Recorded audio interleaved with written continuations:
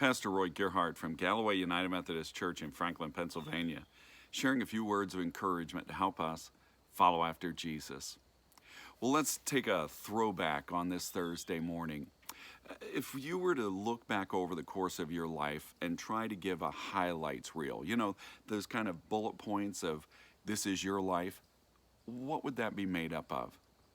You could do it like a job resume where you would list all of the places that you've lived, all the places you've worked, all of the awards that you've won, and all of the things that you want to put out there to show your success and accomplishments.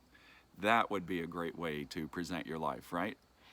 But what if we didn't just make it a job application? What if we want it to be more personal? What would actually tell the story of your life in more personal terms? The relationships you've had, the people that have been a part of your life, what you've contributed that has impacted other people. What would that highlights reel look like? Would it include all of your successes, or would there be some failures? Would you want to omit a few details if you had the chance? When Jesus met the woman at the well in Samaria, in John chapter 4, he wanted to reach her. And he started off by offering her living water, which really for her made no sense at all. It was meaningless. And so Jesus started talking to her about her life. And he did it in a really curious way that reveals that Jesus knew who he was talking to and had a real desire to make contact and to bless her. He asked her to bring her husband. Well, this opens up a whole can of worms. And her answer clearly omits all the details. She says, "I don't have a husband." And Jesus said, "Well, that's true. The fact is, you've been married 5 times, and now the man you're living with is not your husband. And so you've spoken the truth, a truth that had a lot of gaps in it."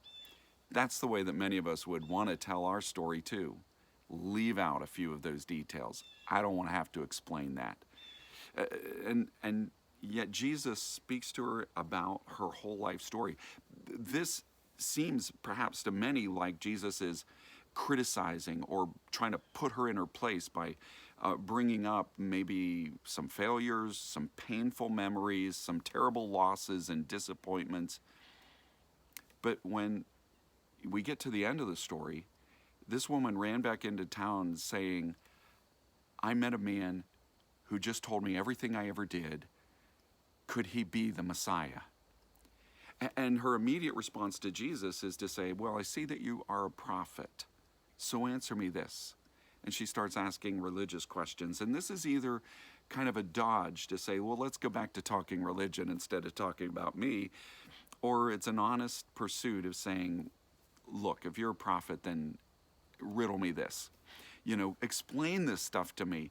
And in fact, when Jesus begins to explain to her the reality of worshiping God is not about a place or some religious practice, it's actually about having a heart for God that it brings you into a relationship with him where you are completely honest and completely open to him all the way to the core of your soul. And then she says this, she said, "I know that when Messiah comes, that he will explain everything." She's looking for an answer. She knows that she doesn't have. She's looking for the answer to explain what life is about, to make sense out of the mess that she has experienced in her life. And Jesus ultimately reveals to her, "I'm the one." And this is what sent her off, saying, "I met a man who told me everything I ever did." You see, when Jesus did that, he didn't do it to chastise her, to correct her, to break her. What he did was he broke into her world. He wanted to talk to her not about a job interview.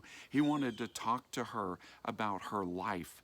He wanted to talk to her about the places that she was hurting, where she was lost, where she was looking for an explanation, where she needed hope and she needed a Savior. The amazing thing is that after Jesus spent a couple days in the town, they're talking to her neighbors and friends. they came to the conclusion that this man, Jesus, is the Savior of the world. Just listening to him, they came to believe in him. He was making sense out of the mess. And maybe you and I need to turn our lives to him right now, to say, God, I can't make sense out of this. I don't have it in my power to fix it. I need you. I need a Savior. And maybe if you listen to him a little while, he'll begin to make sense out of all this past as he opens up to you a future in his grace. May God bless you today. And as you share his good news, may God make you a blessing wherever he takes you.